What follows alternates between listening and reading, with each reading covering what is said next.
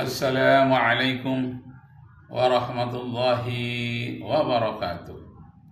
Nashkurullah syukran katsira bi qiraatil hamdalah ala hidayatihi wa taufiqihi alladhi nahnu na'isu biha wa nusalli wa nusallimu ala Muhammadin ala juhdihi wa bazlihi litablighi syara'i'illah hidayatan lana.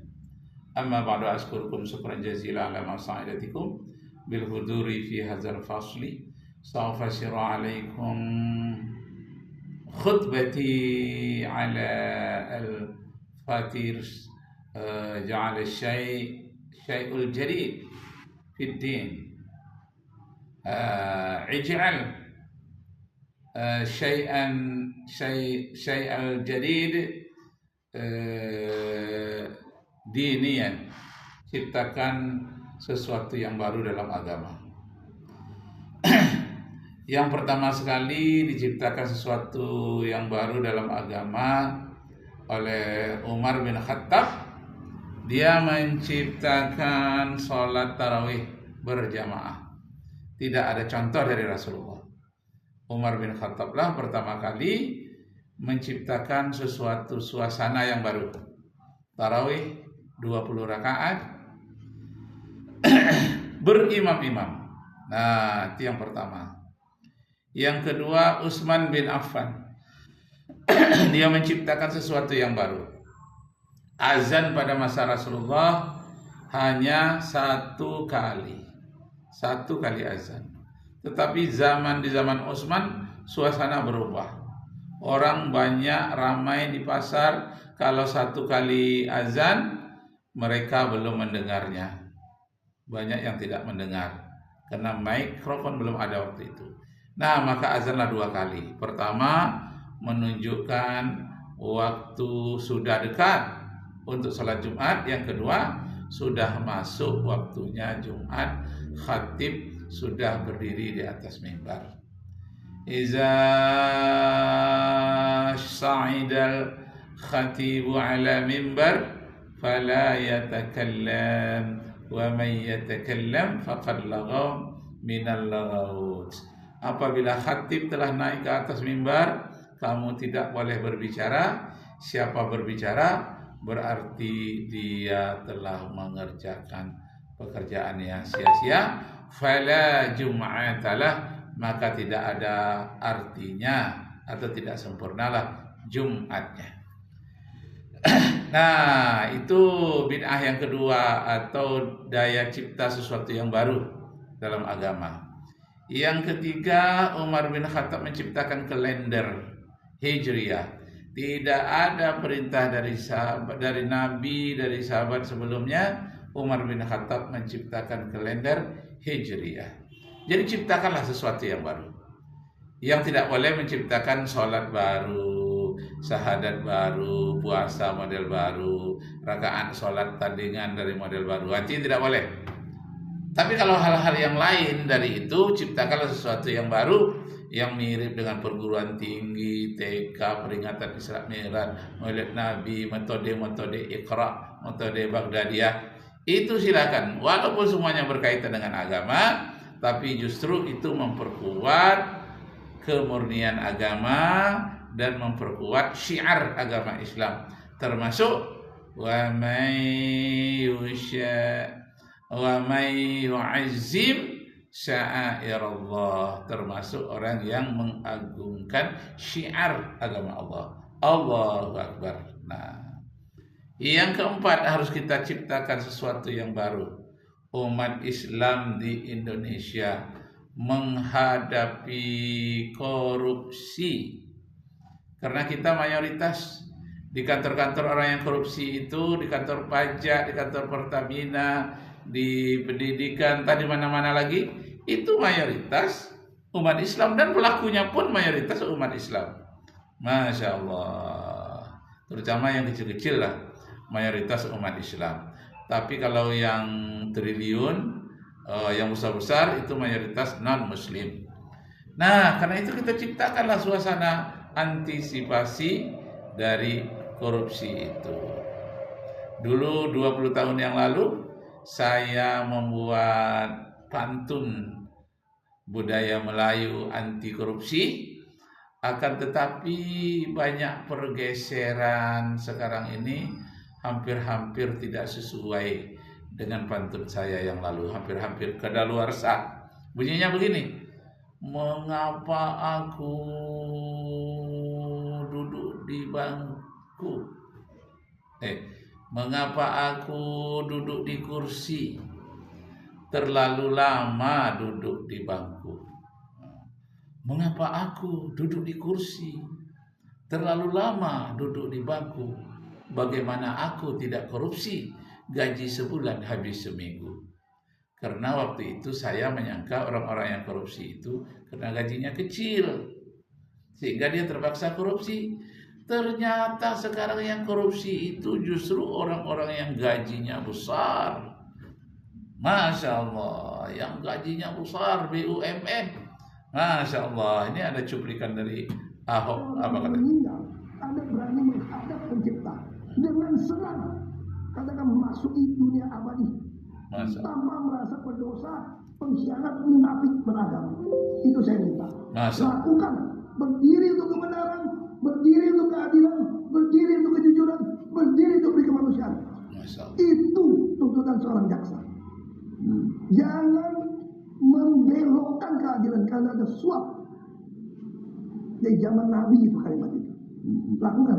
Itu harapan saya. Apa yang dimaksud adalah RON 90 bahkan 88 dicampur dengan 92. Di mix antar RON. Itu yang dimaksudkan. Nah, Pak Ahok tahu nggak soal hal ini? Kalau soal itu kita nggak bisa tahu teknis. Itu ada teknis. Kalau soal pemasuknya mencampur itu, ini memang permainan tagingan lah. Kenapa lu terima? Anda masih ada, kalau kita pengadaan benar ya. Anda masih ada orang surat tulis Ahok tuh. Nah, Masya Allah.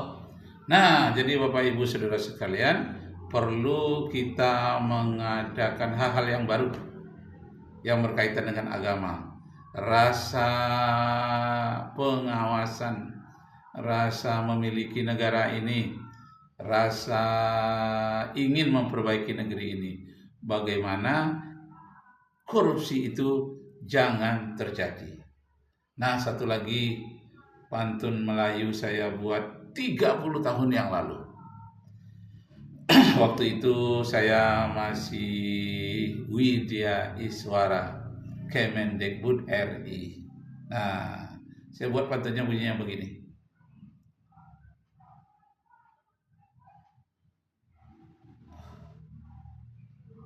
Bagaimana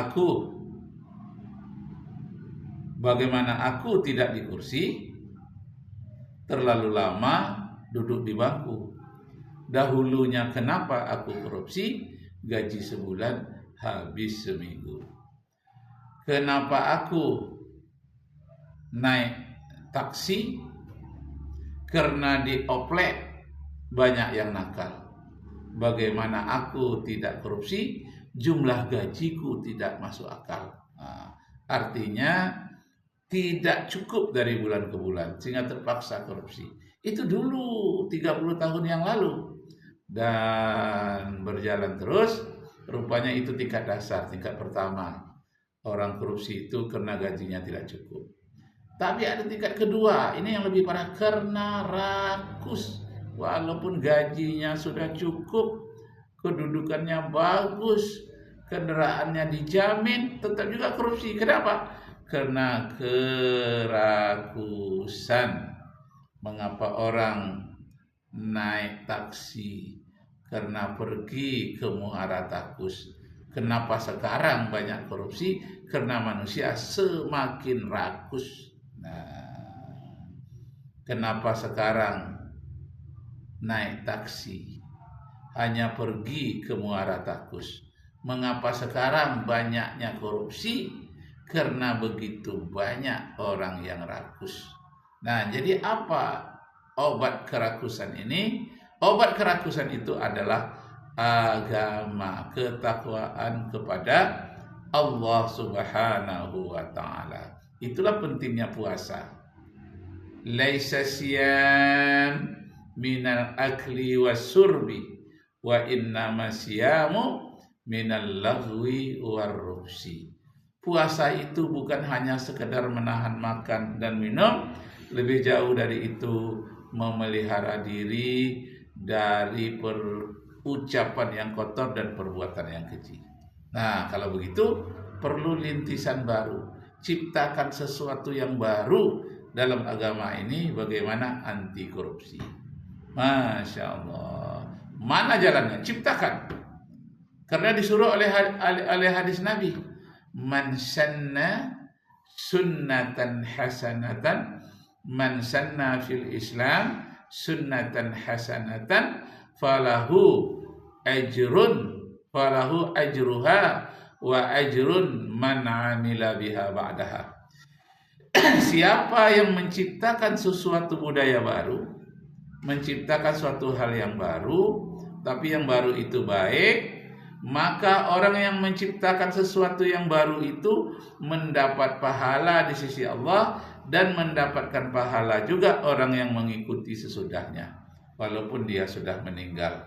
Tapi dia ciptakan sesuatu yang baru. Suatu yang baru itu baik, tak bertentangan dengan Al-Quran dan Sunnah, maka dia mendapat ganjaran pahala dari Allah. Nah, itulah contohnya orang yang memperingati nuzul Quran, peringati Isra Mi'raj, Maulid Nabi, dan banyak yang lain-lain lagi. Itu dalam rangka zikir, dalam rangka ta'lim, dalam rangka mendekatkan diri kepada Allah. Biasakanlah, man sanna sunnatan hasanatan falahu ajruha. Siapa yang menciptakan sesuatu yang baru dalam agama, maka dia mendapatkan pahala dari dia menciptakan, dan mendapatkan pahala juga dari orang yang mengikuti sesudahnya. Nah, Indonesia sekarang sedang gawat darurat korupsi. Masya Allah. Terbengkalai itu bus-bus Transjakarta, ratusan unit, 300 miliar. Itu para pembenci saya bilang Ahok yang mentelantarkan. Benar, saya yang mentelantarkan bus-bus itu. Tapi saya tidak bayar masalahnya. Dia waktu orang masukin mobil itu ke Jakarta, gue lihat speknya nggak sesuai, gue tolak. Tolak lu gimana dong, bus gue itu banyak udah datang. Emang gue pikirin kenapa lu mau curangin gue? Nah, harusnya kalau Pertamina beli minyak, Anda punya insinyur bisa ngetes dong. Masa minyak masuk kapal mesti komod yang tunggu di Tanjung Priok ngetesnya? Oke. Kalau itu ya semua dipecat aja. Kok suka ngomong kok? Nah, Masya Allah. Jadi hal-hal yang tidak baik kita harus mempunyai cara untuk menolaknya. Karena dia akan menjerat kita di dunia dan akan menjerat kita pula di akhirat kelak. Allahu Akbar, Allahu Akbar, Allahu Akbar, walillahil hamd.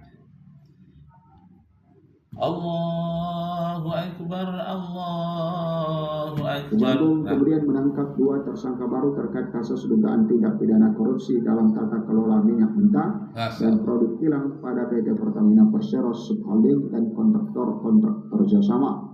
Tahun 2018-2023, salah satu peran dari keduanya adalah melakukan blending PRON 88. Masya Allah. Nah, itu teman-teman ya, kita mengharapkan supaya nanti Ahok ini bisa dimintai keterangan, karena sangat luar biasa sekali dengan keterangan dari Pak Ahok atau Basuki Cahayapurnama. Nah, Bapak Ibu, saudara-saudara sekalian, kuncinya bagaimana? Jangan mau terima hadiah-hadiah yang tidak jelas, jangan mau menerima sogok, jangan mau diiming-imingi jabatan kalau hal itu akan mengerugikan masyarakat kita. Nah, orang yang menerima sogok itu pasti dia tidak akan bahagia. Disebutkan di dalam hadis, dia akan dibenamkan selama-lamanya ke dalam neraka. La'anallahu ar-rasi wal murtasi walladhi yamsi bainahuma. Allah sangat melaknat orang yang menyogok, orang yang menerima sogok, menerima suap, dan orang yang menjadi perantaranya. Sekian, terima kasih. Wassalamualaikum warahmatullahi wabarakatuh.